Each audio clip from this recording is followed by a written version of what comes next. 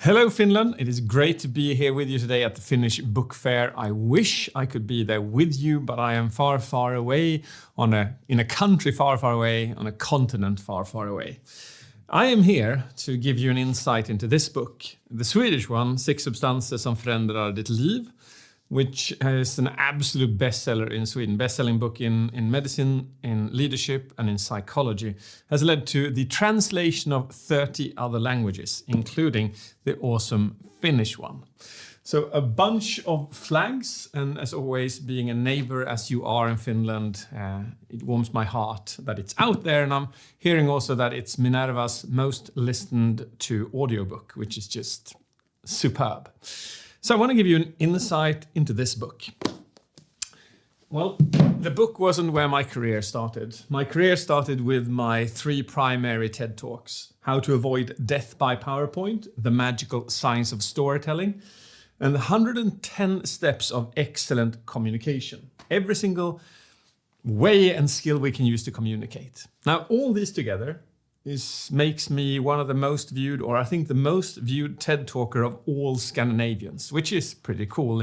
If you haven't seen these, definitely go and check them out. As I said, these are about storytelling, about body language, about voice, about presence, about stage presence, about building awesome PowerPoints. I define that as external communication. Now, what I realized a little bit late in my career after doing this for about 15 years was that there was one more thing that was way more important, and that was your internal communication. What you say to yourself before going into a meeting, what you say to yourself before coming home to your family, what you say to yourself before going up and presenting, what you say to yourself when you wake up in the morning. All of those became more important than the external communication. So maybe there's a 4th TED Talk coming up. Who knows? If so, it would be called The Angels and the Devil's Cocktail, based on the book. So the question to you is, have you drank an angel's cocktail today? Or have you drank a devil's cocktail? Just to give you an idea of what that metaphor looks like, if I were to present you with an angel's cocktail, yes, you sitting there, high levels of adrenaline, cortisol, just generally high levels of stress for a long time. And I give that to you to drink. Metaphorically, you'd be having smoke coming out of your eyes and ears and froth around your mouth. You'd become drawn back. You wouldn't be giving compliments. You'd be seeing faults instead of possibilities. You won't be as self-appreciative and not appreciative of others in the same way either. I don't think you want a devil's cocktail. I don't think we want you to be like that. And I don't think you want to be like that. So how about an angel's cocktail, where we know that an increased level of dopamine, oxytocin, serotonin, endorphins, and just a tad of cortisol at the top will put you, possibly, if you do it in the right way, will put you in a mindset which is more open, more appreciative, more self-loving. You take better decisions, you see things from a better perspective, you simply become a different person from the devil's cocktail.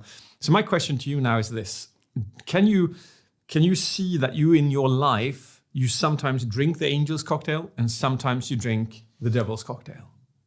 Possibly, like some days are that, some days are that, some days you're in the middle. The question is, where on earth do you get it from? Like, you didn't go to the fridge and go, like, I'm gonna have an angel's cocktail. Now I'll have a devil's cocktail. I'll make this day super shitty. That's not the way it works. So the question is, where does it come from? And before I answer that question, which is what the book is about, I just want to give you an insight into how important this is. So when they study this, they look at, for instance, they have 2 groups and they create a devil's cocktail in one of the groups. The way they do that is called negative priming. That means that they read the news, or they think negative thoughts for 10 minutes, or they watch negative videos for 10 minutes. And then they prime the other group positively, angel's cocktail in this metaphor. And they make them see positive videos, think positive thoughts for 10 minutes. And then they ask them to do certain things or certain tasks. One of the tasks I write about in the book is when they did this with doctors. And it showed that the doctors who were negatively primed, i.e. devil's cocktail, they compared to the Angel's cocktail. The Angel's cocktail doctors did more correct diagnosis. The diagnosis was faster. They were seen as more empathetic by their patient, and they were more creative in the solution to the patient. That means that your health depends on if your doctor is in an Angel's or a Devil's cocktail mode. Now, I know you take decisions. You may not be a doctor, but you take important decisions, and your decisions are highly influenced by which of these that you have consumed. Another very interesting experiment that they did was count smileys. There were 10 smileys. You could get $10 per smileys. That's $100 in total. You were supposed to find the smileys in the newspaper. So the Devil cocktail ones, they found all 10 smileys and they got $100. But the Angel's cocktail ones, they got $200. How? Well, when they opened the newspaper at the top, it said, don't count smileys, collect $200. You see, when you're in a Devil's cocktail state, you tend to not see outside of your constricted zone. You don't see outside of the box compared to when you're in an Angel cocktail state. So this influences your very life, definitely your future, because the saying is that the quality of your emotion defines the quality of your decisions, which define the quality of your life. So then what are emotions? Well, emotions are a combination of neurotransmitters and hormones, their concentration in particular parts of the brain frequencies created by the activity from the neurons, and so on and so forth. And what I've done in the book is I've picked out the 6 most common substances: dopamine, oxytocin, serotonin, endorphins, cortisol, and testosterone, and they impact us all. And for each substance, there's 10 techniques. I'll show you a couple of those now. Dopamine is one of those that I've mentioned. Dopamine is the feeling, there's many functions of dopamine in the brain, of course, but the particular one I'm looking for here is give me more. I want more. It's the perception of enjoyment, the perception of getting and acquiring something. It creates these effects: focus, motivation, and creativity. They're beautiful, aren't they? Just imagine waking up with that during every morning when you wake up. So the question is then, what does dopamine feel like? I'm going to show you a clip, and when I show you this clip, we're going to watch somebody called Susan Boyle, and she's from British Got Talent. I think that you've seen this before. She sings beautifully and nobody believes in her. So I just want you to lean back now and feel dopamine, okay? And just be warned that it's going to feel amazing, and then even more amazing, and then phenomenal, and then painful, and then amazing again. And I hope that's okay with you. Just lean back and enjoy dopamine. Here we go. My name is Susan Boyle. Okay, Susan, where are you from? I am from Blackburn near Bathgate, West Lothian. It's a big town. It's a sort of collection of villages. I had to think there. And how old are you, Susan? I am 47. And that's just one side of me.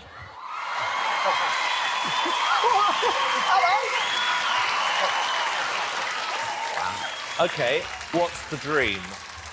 I'm trying to be a professional singer. And why hasn't it worked out so far, Susan?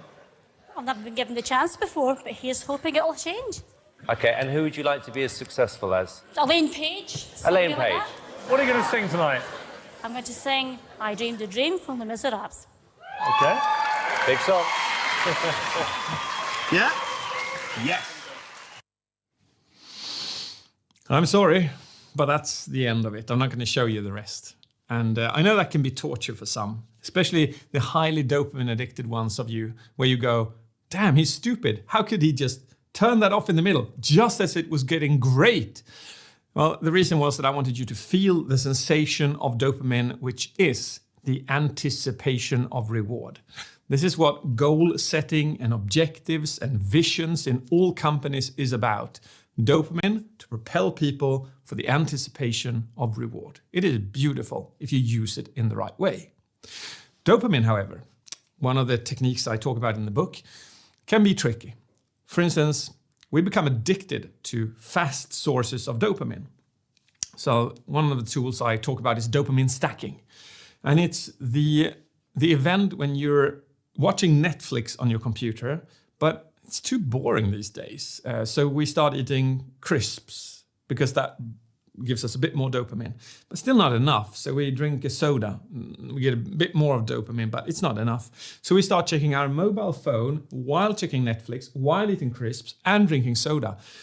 We have now stacked 4 levels of dopamine, which reduces our enjoyment of the TV show that we were watching on Netflix itself. And we become addicted to more and more dopamine. And there's no end to this, where we have to stack these more and more. So I talk about that in the book, and the way to reduce that is obviously to reduce one layer at a time until you get back to the enjoyment of the movie itself.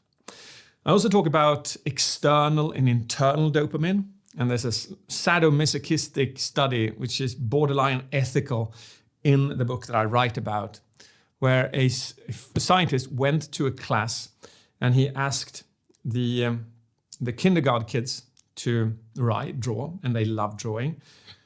So they had their internal dopamine. And then he gave them a gold star for every time that they did really well. Now that became external dopamine. And they loved showing these paintings that they got gold stars for. And then he left and they stopped painting. The reason for this is that first they had internal dopamine, internal motivation, fun to draw. This was replaced with external motivation, i.e. money, or in this case, gold stars. That was then removed and all motivation was removed. They came back painting 3 or 4 months later, but this can happen to you as well. As soon as you start focusing on external rewards, that can block your internal reward system. So about that in the book as well, to be aware of that there's a difference between external and internal dopamine. Now, the best way to increase dopamine is taking cold plunges. So, that can possibly increase your dopamine levels by up to 250%. So I've seen you Finns doing some crazy stuff in the pool in the winter. I know that's your second nature. So combine a sauna with a cold plunge, boom, you have loads of dopamine. Again, there's 10 ways to do this in the book. Let's move on. I want to give you an example on oxytocin. Oxytocin is a neuropeptide which can create these sensations in us. It can create a sense of empathy, trust, and connection. Now ask yourself this. Is this important in your relationship with your partner and your kids? Would you like to have a relationship without this? No. Would you like to work at a job without this? No. Oxytocin is part of the core which binds us humans together. And I want you to feel that as well. So I'm going to show you a clip of a boy who's never seen color in his entire life. And this is the first time. Just imagine that, seeing color for the first time in your life. And there's a particular special pair of glasses which allows him to see color, and his class has given these to him. So let's have a look at what that looks like and just enjoy the sensation. Here we go. Okay, they're all yours. Okay, they're all yours. Let's see what it does.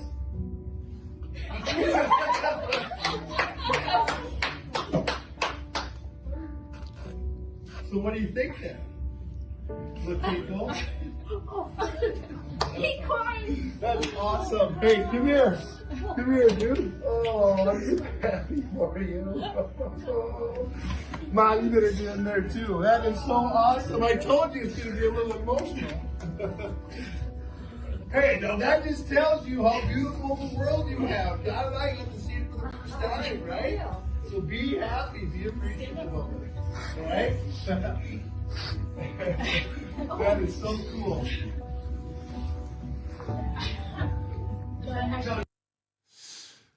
There you go. What does that feel like? It feels very different from dopamine, right? Where dopamine was very egocentrical, like, why did you turn that off? I was feeling great. Why did you turn Susan Boyle off? Whilst now you care for others. So oxytocin has a sensation outside of our body. We care about what's outside of us. Dopamine, the opposite. So one tool that I write about in the book is if you are heading home in the evening from work and you're high on dopamine and cortisol and you're enjoying it, you're thinking about the day that's passed and the day that's going to come, you're in a good state. You leave the car, you go into your family and you hug them, you see them and you ask them, how was your day? you won't hear the answers and you won't feel the hug and you won't see their eyes even remotely close to if you just took 2 minutes in the car, looked at a clip which creates empathy in you, you know, you get a little bit tear-eyed. You look at that, spend 2 minutes, now you get out of the car into your house. This time you will feel their hugs. You will see their eye contact. And you will hear the answer to the question, how was your day? The difference is just tremendous. And that is, I think, the essence of the book, which is self-leadership. To choose which emotional state you want to be in for the event that you are heading to.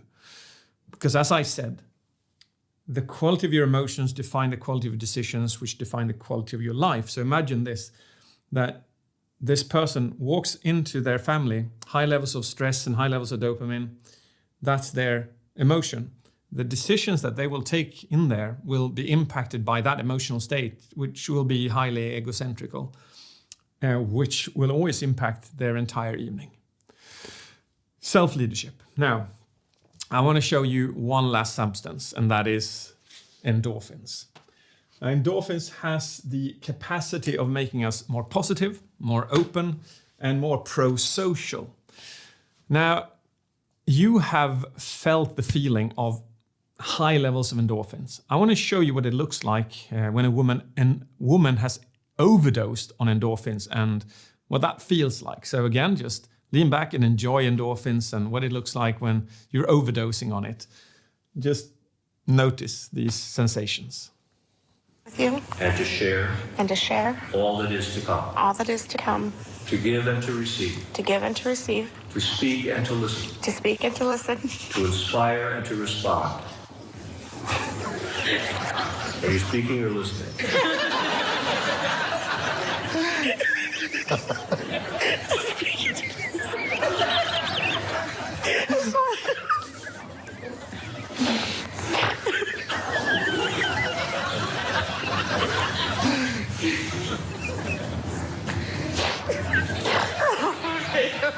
To speak and to listen. To inspire and to respond. To inspire and to respond. And in all circumstances.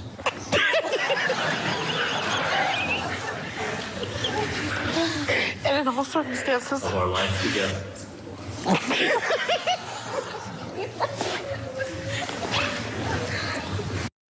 She just can't hold it together. She's high on endorphins, which is one of the substances in an angel's cocktail and one of the ones that I write about.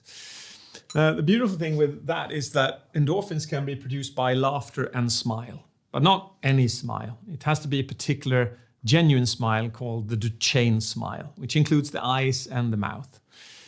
7 years ago, I told you that this became my new subject of passion and expertise. And the reason for that is that I'd forgotten how to smile. Not only had I forgotten how to smile, I realized 7 years ago that I was depressed, and I had been depressed for 17 years. 7 years ago, I found that out. I hacked my depression, which took about 12 to 14 months. That resulted in this absolute passion, which at the end of the day led me to travel the world, deliver this keynote and similar workshops and trainings and coaching, which then led to the book. The conclusion of this is that you decide your own future by, to a great extent, the quality of your emotions. Define the quality of your decisions, which define the quality of your life. So my question to you is, have you drank an angel's or devil's cocktail today? And if you didn't decide which one, who decided it for you? Because if you allow others to decide which one of these that you drink, well, then you leave the chance of your decisions and the quality of your life up to others. And that is the essence of the book. Kuusi, ainetta, muutavat, jottaka elämäsi. I love how you write serotoninini, oxytocinini as well. This book changes lives. It saved my lives. It's been sold to close to 100,000 copies so far. And it's now in Finnish, and you can get it and listen to it and read it and share it with as many as you humanly can. because this subject will be a life changer to many. And it doesn't matter how you feel today, whatever you feel today, being in command of your emotions means that you will be in command of your life. So pick it up, and I've had a blast with you. I hope that you've had a blast where you've been sitting. I raise my glass and I say, an angel's cocktail. Would you mind? Cheers and thank you. I hope I'll see you one day.